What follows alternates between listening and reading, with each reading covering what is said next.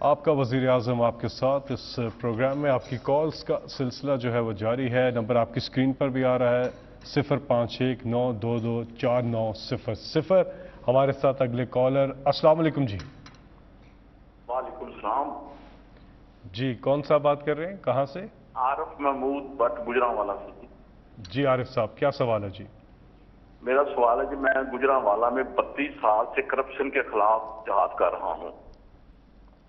खान साहब के साथ मैं 22 साल से अटैच हूँ जी।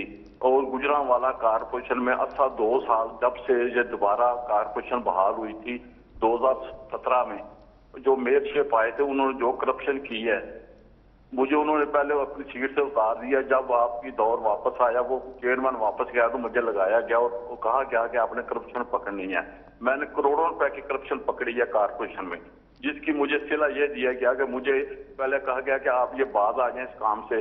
गुजरांवाला में बहुत ज्यादा नून लीग का गढ़ है, लेकिन मैं अपने हक और सदाकत के लिए उस कायम रहा। मेरी जान भी चली जाए, मेरे बच्चे भी कुर्बान हो जाएं खान साहब, लेकिन मैं हक पे नहीं रुक सकता। मैं किसी रिश्वत वाले के साथ नहीं चल सकता। वो मैंने साबित की 13 करोड़ की करप्शन एक कभी मैंने पकड़ी थी, उन्होंने फौरन मुझे डिसमिस कर दिया नौकरी से। हालांकि मैंने फौरन पे हाईकोर्ट पे भी उन्होंने कहा कि इस पर कोई कसूर नहीं है, लेकिन इसके हाईकोर्ट के हुक्म के बावजूद मुझे जो गुजरांवाला के चीफ अफसर तक करप्ट तरीन अमजद हुसैन टिल्लू, जितने बिल्डिंग में अपना बिल्डिंग पेट्रोल और सब काम में करोड़ों की करप्शन की है, उसने मुझे डिसमिस कर दिया। ये तो मैं अभी मेरे ऑफिस आपको कांटेक्ट करेंगे और हम इसको पूरी तरह इन्वेस्टिगेट करेंगे कि आप जो कह रहे हैं और क्या ये वाकई सब कुछ ठीक है। पहले हम इन्वेस्टिगेट करते हैं और फिर एक्शन लेंगे।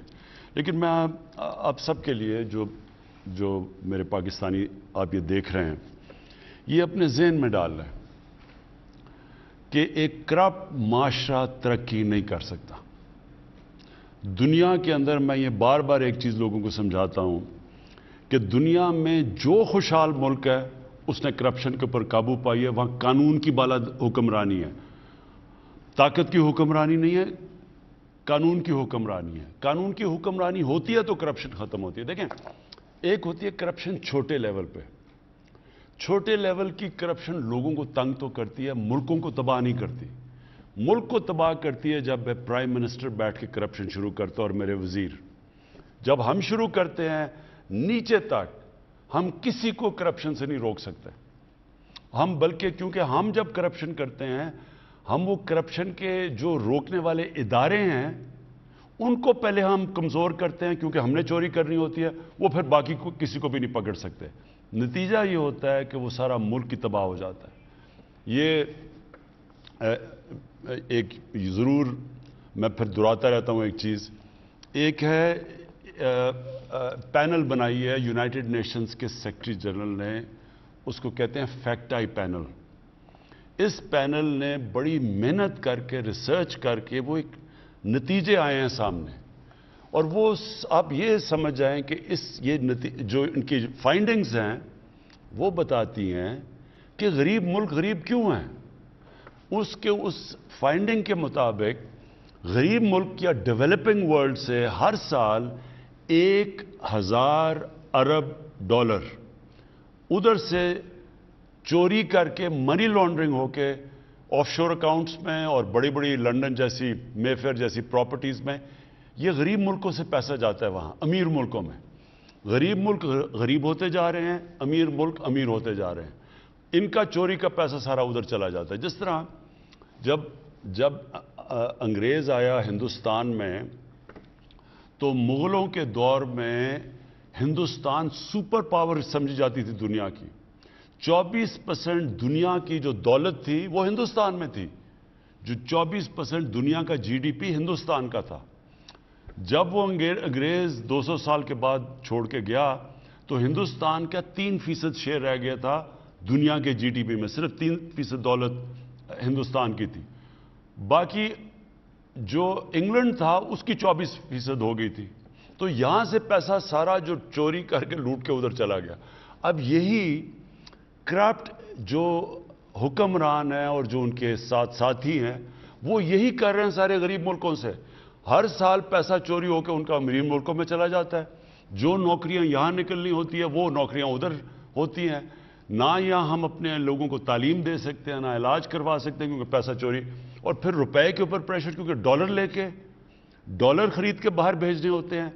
तो जब डॉलर की कमी होती है रुपया गिरता है, सारी चीज़ें महंगी हो जाती हैं जो बाहर से आप इंपोर्ट करते हैं। तो ये कितना बड़ा अलमिया है। ये जो जंग है करप्शन के खिलाफ, ये पाकिस्तान की जंग है। ये असल में कानून की हुक्मरानी की जंग है। जो करप्शन इस वक्त जंग चल रही है हमारे मुल्क में, जो ताकतवर करप्ट लोग हैं वो अपने लिए एनआरओ मांग रहे हैं कि हमारे साथ कोई डील कर लो। जो जनरल मुशर्रफ ने की थी डील, वो मेरे से भी वही मांग रहे हैं। और वो सारा वक्त ब्लैकमेल करते हैं मुल्क को कि जी अगर आपने हमारे ऊपर हाथ डाला तो हम आपकी गवर्नमेंट गिरा देंगे। यही साउथ अफ्रीका के अंदर हुआ। उनके प्रेसिडेंट ने करप्शन की, उसका नाम ज़ूमा था। ज़ूमा के ऊपर उन्होंने हाथ डालने की कोशिश की साउथ अफ्रीका की गवर्नमेंट ने। उन्होंने सड़कों में उसने लोग निकाल लिए, मुजाहरे शुरू हो गए और वो गवर्नमेंट पीछे हट गई। यही याद रखें कि एक ताकतवर और कमज़ोर और गरीब और अमीर मुल्क में फ़र्क ही है। किसी वेस्टर्न डेमोक्रेसी के अंदर किसी की जुर्रत नहीं है कि अगर उसके ऊपर करप्शन का एलिगेशन है प्राइम मिनिस्टर पे, उसके वजीरों पे, वो ये नहीं कह सकता कि जी मैं जवाब ही नहीं दूंगा, आप कौन होते हैं, मेरे ऊपर सियासी इंतकामी कार्रवाई हो रही है। उनको जवाब देना पड़ता है। और यही फ़र्क है वहाँ। और यही हम पाकिस्तान की फ्यूचर की जंग लड़ रहे हैं, अपने आने वाली नस्लों की। यही रूल ऑफ लॉ की जंग है, कानून की हुक्मरानी की। कश्मीर से बड़ा मैं समझता हूँ इम्पोर्टेंट इन्होंने किया है, क्योंकि हमारे साथ भी पाकिस्तान में भी यही हुआ था। आज़ाद कश्मीर कानून साज असम्बली ने 28 मई 2021 को एक काला कानून पास किया है जिसके तहत आर्जी, कॉन्ट्रैक्ट और एडहॉक भर्तियां बगैर टेस्ट और इंटरव्यू जो अपने दौर में इन्होंने लोग भर्ती किए हैं उनको ग्रेड 1 से लेके ग्रेड 18 तक उन्हें मुस्तकिल कर दिया, जिस पर रियासती अवाम फिक्रमंद है। यानी लोगों को एडहॉक भर्ती किया और अब जाते जाते उन सबको कंफर्म कर दिया, जैसे कि यहाँ पे भी आपको पता है सर ऐसे ही इन्होंने। देखिए ये कौम के लिए इदारे क्यों तबाह हुए हैं पाकिस्तान के। यही पीटीवी था। एक वक्त पे हिंदुस्तान में पाकिस्तान का पीटीवी देखा जाता था। ये पीआईए था जो दुनिया की टॉप एयरलाइन मानी जाती थी। हमारा ये जो वापडा था, ये जाके बाहर कॉन्ट्रैक्ट्स करते थे पाकिस्तान से। हमारा जो नेस्पाक था वो मिडल ईस्ट में जाके कॉन्ट्रैक्ट्स करता था। तो हमारे आहिस्ता आहिस्ता ये इतने बड़े इदारे क्यों तबाह हुए। सारों के अंदर सियासी भर्तियां करके, सिफारिशों को डाल के ऐसी इन्होंने बुरे हालात किए हैं इदारों के कि आप ये देखें कि जो पेंशन्स हैं आप इदारों की वो इतनी बढ़ गई हैं कि वो तकरीबन जो बजट होता है उसमें ज़्यादातर पेंशन में चला जाता है। तो ना कोई डेवलप कर सकता है, ना इदारा आगे बढ़ सकता है, ना जिस काम के लिए वो इदारा बना होता है ना वो काम पूरा कर सकता है। अब ये आज़ाद कश्मीर में जो किया इन्होंने, ये क्या किया होगा कि मैंने अगर इलेक्शन जीतना है, मैंने अपने लोग भर दिए जी, अच्छा जी मैं आपको नौकरियां दे दूंगा। मैंने अपनी इलेक्शन जीतने के लोगों की भर्ती करवा दी, मुल्क को मैंने तबाह करवा दिया। यानी मुल्क को सारे ये जो इदारे थे, स्टील मिल की मैं आपको मिसाल देता हूं। स्टील मिल 2008 में 8 अरब रुपया का नफा था स्टील मिल में, जो पड़ा हुआ था स्टील मिल में। आई पीपल्स पार्टी की गवर्नमेंट, वही स्टील मिल इन्होंने पहले गलत भर्तियां कराई, फिर उन्होंने करप्शन की। वही स्टील मिल 5 साल 6 साल के बाद बंद हो गई और 300 अरब रुपए का उसके ऊपर खसारा हो गया और आज भी बंद पड़ी हुई है। इसी तरह पीआईए जैसी 2008 में ये पीपल्स पार्टी की हुकूमत आई, इन्होंने जो सिफारिशी में जो लोगों को निकाला गया था, जो इनके सिफारिशों को सबको वापस भर्ती किया। उनकी जब सैलरीज आई वही पीआईए नुकसान के अंदर चला गया। तो देखें, या हमने मुल्क को चलाना है एक अमानत रख के, या फिर हमने अपनी 5 साल की सियासत चमकाने के लिए, अपने फायदा करवाने के लिए मुल्क को तबाह करना है। तो ये बिल्कुल फवाद चौधरी ठीक कह रहे हैं। ये सिर्फ और सिर्फ सियासी तौर पर भर्तियां की गई और ये इंशाल्लाह अब हमारी गवर्नमेंट आई है, इनको हम सबको रिव्यू करेंगे। जी हमारे साथ अगले कॉलर। अस्सलाम वालेकुम जी। अस्सलाम वालेकुम sir, this is Ayesha Khan from Rawalpindi. जी जी, कौन बात कर रही है, कहाँ से? Sir, this is Ayesha Khan from Rawalpindi. जी जी, क्या सवाल है आपका वज़ीर आज़म साहब से? I would like to ask about the water reservoirs of Pakistan. And you were checking in this regard that Pakistan has the lowest dam storage capacity. And the country is yet to build a dam large enough to meet its water demand. You have been criticizing the other government during their reign or time period. But I would love to know that what is your government doing and what are your set plans and when will dams, ठीक है, इस पे आशा उर्दू में बात कीजिए। दूसरी चीज़ ये कि डैम्स के हवाले से अभी थोड़ी देर पहले बात हो चुकी है। कोई और अगर आपका सवाल है तो बताइएगा। नहीं, डैम्स का मैं सिर्फ आपके लिए आयशा मैं आपको बता दूं, 50 साल में पाकिस्तान में बड़ी डैम्स बनाई नहीं गई, जिसका बहुत बड़ा में नुकसान हो। मैं आप पहले समझेंगे डैम्स क्यों जरूरत है पाकिस्तान में। अगर पाकिस्तान में सारा साल बारिश होती रहती ना, जिस तरह कई यूरोपियन ममालिक में होती है, तो आपको डैम की जरूरत नहीं है, क्योंकि पानी इतना है, सारा साल पानी आता रहे तो आपको रोकने की जरूरत नहीं है। पाकिस्तान में 3 या ज्यादा से ज्यादा 4, लेकिन 3 महीने में हमारा दरियाओं में सारा पानी आता है। ग्लेशियर पिघलते हैं उधर से, और फिर ये जो हमारी बरसात में बारिश होती है इससे। अब उसके अलावा पाकिस्तान में जो सर्दियां हैं उसके अंदर हमारे पास पानी की किल्लत हो जाती है। डैम्स इसलिए बनाते हैं कि आप जब ये पानी ज्यादा आता है तो इसको हम डैम्स में रोक लें और इस पानी को फिर हम इस्तेमाल करें सर्दियों के अंदर अपनी फसलों के लिए, जब हमारे पास पानी की कमी है, बारिश कम होती है। इसलिए जो मुल्क के अंदर इसी तरह की सीजनल पानी आता है दरियाओं में, जिस तरह चाइना है, तो वो सारों ने डैम्स बनाई हुई हैं।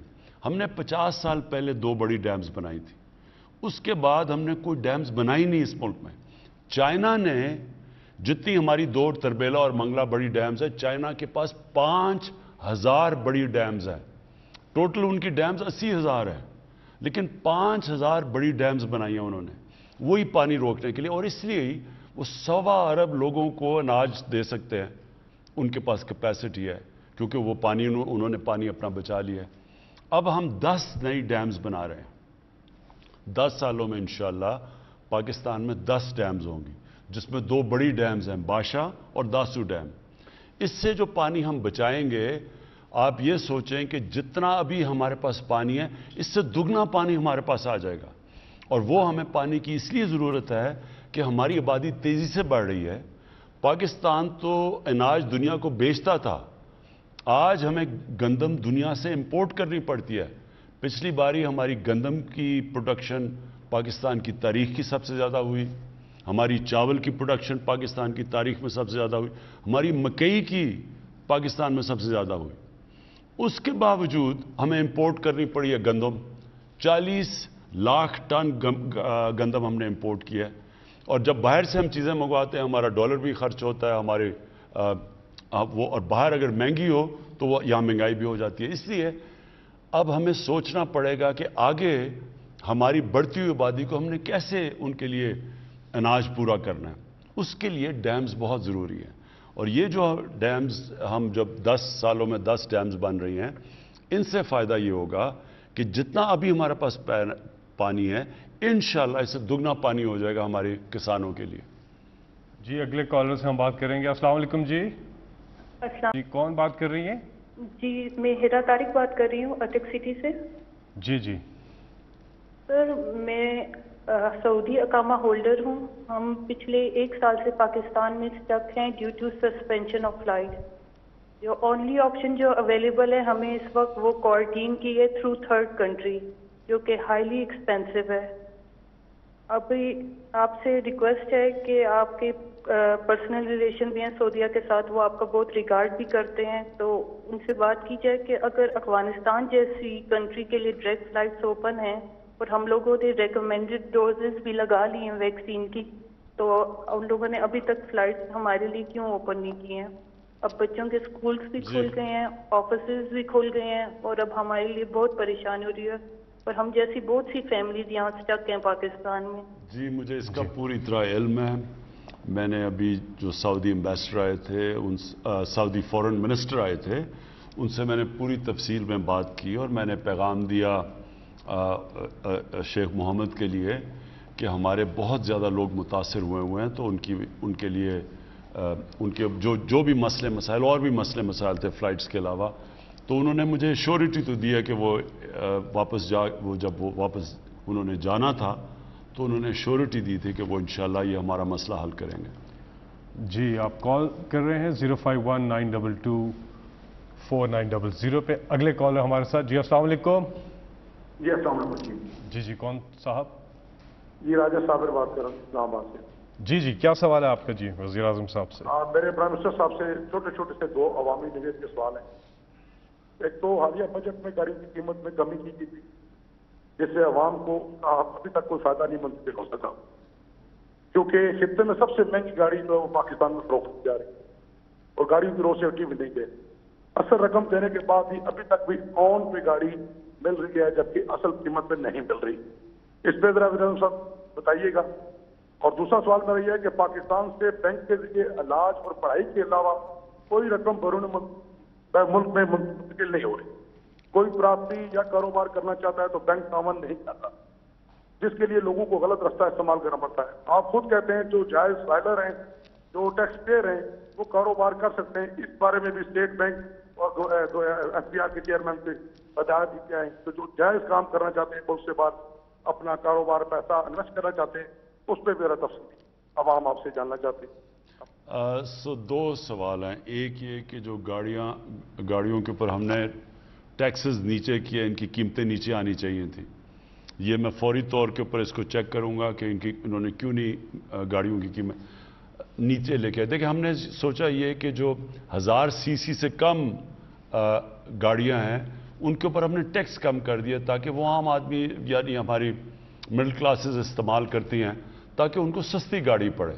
تو ایک تو ہم نے یہ کیا تھا اور یہ میں اب چیک کروں گا۔ آپ نے کہا آن کا مسئلہ یہ ہوا تھا کہ ڈیمانڈ ایک دم ہماری گاڑیوں کی اتنی زیادہ بڑھ گئی اور اس کی وجہ سے یہ جو اوپر یہ چارج کرتے ہیں، اس کے اوپر بھی میں ابھی چیک کروں گا کہ کیا وجہ ہے کہ ہم نے اس کے اوپر بھی ایک حماد اس کا جواب دیں گے۔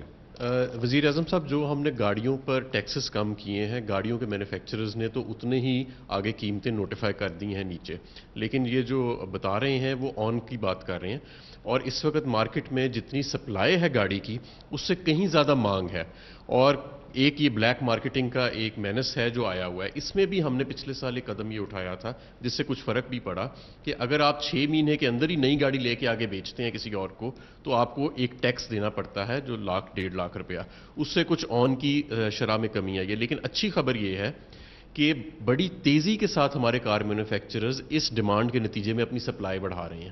ٹویوٹا کمپنی اپنی ہائیسٹ ایور پروڈکشن پہ جا رہی ہے، ہونڈا موٹر سائیکلز اپنی ہائیسٹ ایور پروڈکشن پہ جا رہے ہیں، نئے انٹرنٹس جیسے کیا گاڑی آئی ہے، ہیونڈائی آئی ہے، ایم جی آئی ہے، فوٹون آئی ہے، تو ان کے نئے ماڈلز بھی مارکیٹ میں آ رہے ہیں۔ تو میں سمجھتا ہوں کہ چند ماہ کے اندر یہ ڈیمانڈ اور سپلائی میں جو گیپ ہے، سپلائی ول کیچ اپ، اور یہ ایک اچھی چیز ہے کہ ہمارے ملک میں ڈیمانڈ زیادہ ہے گاڑی کی، یہ شو کرتا ہے کہ اکنامک پراسپیرٹی آ رہی ہے اور لوگ جو ہے وہ گاڑیاں مانگ رہے ہیں، لیکن یہ بلیک مارکیٹنگ کی ایک ٹھیک چیز ہے جس پہ ہم کریک ڈاؤن کریں گے۔ اور دوسرا جو آپ کا سوال تھا اس کو مجھے پوری طرح سمجھ نہیں آئی، بینکنگ انہوں نے کیا قرضے بینک نہیں دیتے، آپ اسی کا جواب بتائیں۔ سر انہوں نے جو بات سمجھ میں آئی ہے وہ یہ کہا ہے کہ ملک سے اندر باہر جو رقوم بھجوانے کے لیے شاید ان کو کوئی دقت آ رہی ہے، جس پہ ہم ہر وقت کام کر رہے ہیں اسٹیٹ بینک کے ساتھ بھی اور ایف بی آر کے ساتھ بھی، اور دوسرا ایز آف ڈوئنگ بزنس کی انہوں نے بات کی، اس میں بھی آپ ہر مہینے میں ایک میٹنگ چیئر کر رہے ہیں اور ہماری انڈیکس میں ریکارڈ ایشیا میں سب سے زیادہ امپروومنٹ آئی ہے، اس میں بھی مزید انشاءاللہ بہتری آتی رہے گی۔ جی میں اس میں دونوں چیزوں کے میں صرف یہ کہہ دوں کہ یہ ضرور ہے کہ ہم آسانیاں پیدا کر رہے ہیں ہمارے اوورسیز پاکستانیز تب پاکستان میں، کیونکہ وہ ہمارا سب سے بڑا اثاثہ ہے۔ اوورسیز پاکستانی اصل میں ان کی ریمیٹنسز نے ہمارے ملک کو صحیح طرح بچایا، نہیں تو اتنا بڑا ہمیں کرنٹ اکاؤنٹ یعنی کہ ہمارا اتنا بڑا خسارہ چھوڑ کے چلے گئے تھے، $20 ارب کا خسارہ جو پاکستان کی تاریخ میں سب سے بڑا تھا، اور اصولاً تو ہم اتنے بڑے خسارے سے ہمارا دیوالیہ نکل جانا چاہیے تھا اور ہمارا روپے نے کریش کر جانا تھا بالکل ہی نیچے، یعنی مہنگائی آسمانوں پہ، کیونکہ روپے نے گر جانا تھا۔ اصل میں آج پھر سے اپنے بیرون ملک پاکستانیوں کا خاص طور پہ شکریہ ادا کرتا ہوں کہ انہوں نے پاکستان کی تاریخ میں سب سے زیادہ پیسہ بھیجا بینکنگ چینل سے، جو ریمیٹنسز تھی۔ اب ہم ان کے لیے اور آسانیاں پیدا کرنا چاہتے ہیں۔ ہمارا جو روشن ڈیجیٹل اکاؤنٹ ہے اس کے اندر ہم اور ان کے لیے سہولتیں پیدا کرنا چاہتے ہیں تاکہ آسانی سے یہ اپنا پیسہ اندر بھی لے آئیں اور اگر باہر نکالنا چاہتے ہیں تو باہر بھی لے جائیں۔ تو اس میں جو پرانی چیزیں کئی جگہ ہمیں رکاوٹیں ہیں، ایک فیٹف کا پرابلم ہوا ہے، اس میں ذرا تھوڑی سی آتی ہیں رکاوٹیں، لیکن میں آپ کو یہ ایشور کرتا ہوں کہ ہم پاکستان کے انٹرسٹ میں ہے کہ اوورسیز پاکستانی اس کے لیے آسانی پیدا کریں تاکہ وہ اپنا کوئی بھی پاکستان میں پیسہ بینکنگ کے تھرو لا سکے۔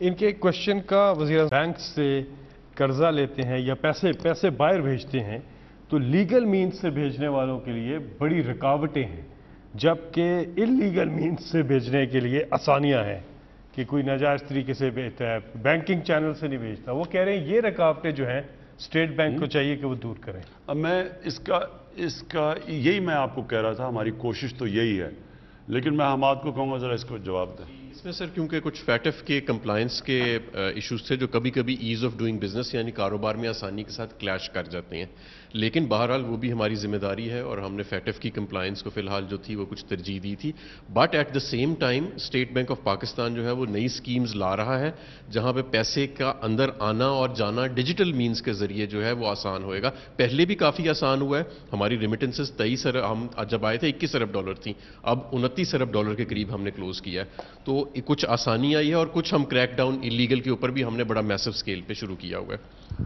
جی اگلے کالر ہمارے ساتھ، السلام علیکم جی۔ جی وعلیکم السلام۔ جی کون صاحب کہاں سے بات کر رہے ہیں جی؟ کیا سوال ہے آپ کا وزیر اعظم صاحب سے؟ میں ڈائریکٹ خان صاحب سے بات کروں گا۔ السلام علیکم خان صاحب۔ جی وعلیکم السلام۔ سر میرا نام ولایت خان ہے، میں پاکستان سوسائٹی ڈنمارک کی طرف سے فون کر رہا ہوں۔ سر ہمارے کچھ مسائل ہیں، مثلا پی آئی اے آتی تھی ناروے اور ڈنمارک میں، اب آنا بند ہو گئی ہے، جس کی وجہ سے ہمارا پاکستان کے لیے سفر لمبا بھی ہو گیا ہے، مہنگا بھی ہو گیا ہے، بزرگ تو بالکل اکیلے سفر نہیں کر سکتے اور ڈیڈ باڈی بھیجنا ہو تو اور بھی مشکل ہے۔ سر اس کے لیے کچھ کریں۔ اور اس کے بعد یہ بینکنگ کی آپ بات کر رہے تھے، ہمیں ایک بینک چاہیے۔ اب دیکھیں یہاں کے بینک جو ہے نا ہمارے بزنس مین کے لیے بڑی مشکلات پیدا کر رہے ہیں، ان کے اکاؤنٹ بند کر دیتے ہیں۔ تو ایچ پی ایل والوں سے بات کی تھی تو وہ کہہ رہے تھے کہ ان کی گارنٹی بڑھ جائے گی اگر وہ یہاں بینک لے کے آتے ہیں۔ سر کسی طرح سے ایک بینک ہمیں دے دیں تاکہ ہمارا اسکینڈینیویا میں اور یورپ میں جو بزنس مین ہے اس کے لیے آسانی پیدا ہو جائے گی۔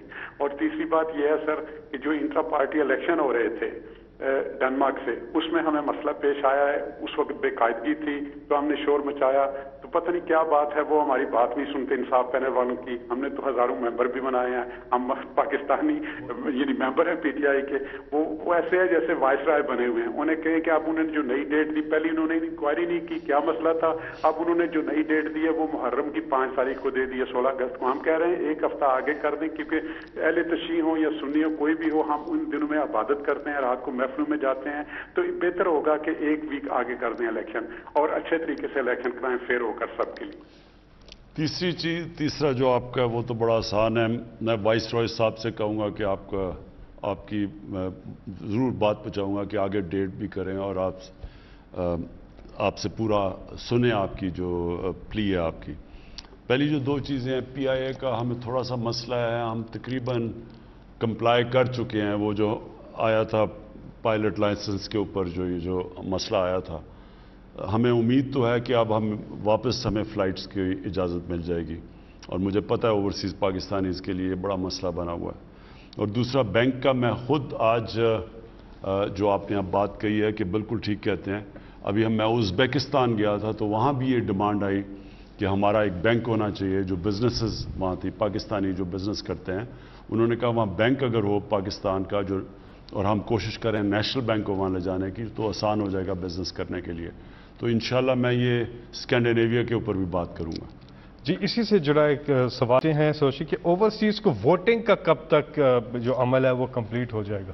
دیکھیں ہم 2 چیزیں کر رہے ہیں، ایک الیکٹرانک ووٹنگ مشینز، اور اس کے اوپر ہم بہت آگے نکل چکے ہیں، بس صرف ہم نے اب الیکشن کمیشن کو کنونس کرنا ہے کہ اس کے علاوہ جب بھی آپ الیکشن کروائیں گے الیکٹرانک ووٹنگ مشینز کے بغیر آپ الیکشن کروائیں گے پاکستان میں، ہمیشہ جو ہارے گا وہ کہے گا جی دھاندلی ہوئی، وہ جب جیتیں گے ٹھیک ہوگا الیکشن، لیکن جب وہ ہاریں گے تو دھاندلی ہوئی. اس لیے ایک ہی اس کا راستہ ہے. تو ایک تو وہ ہے، اور دوسرا جو ہمارا 90 لاکھ اوورسیز پاکستانی ہے، اس کا ماڈرن ٹیکنالوجی کا استعمال کرتے ہوئے ہماری کوشش یہ ہے کہ ای ووٹنگ کروائیں. اب اس کے اوپر ٹرائلز کر رہے ہیں. ہمارے نادرا کے ہیڈ آئے ہوئے ہیں طارق ملک، ان کے اندر بڑی اس چیز میں وہ صلاحیت رکھتے ہیں کہ وہ کون سا سسٹم ہم ڈیولپ کریں تاکہ ای ووٹنگ ہو سکے. اگر ای ووٹنگ نہ بھی ہوئی تو ہم نے پوسٹل بیلٹ تو ضرور کروانی ہے. اوورسیز پاکستانیز کو ہم نے ضرور، وہ اتنا بڑا ہمارا ملک کا اثاثہ ہے، اس کو ضرور ہم نے دائرے میں لے کے آنا ہے الیکشنز کے. یہاں پہ ہم ایک چھوٹا سا وقفہ لیں گے اور اس کے بعد پھر واپس آئیں.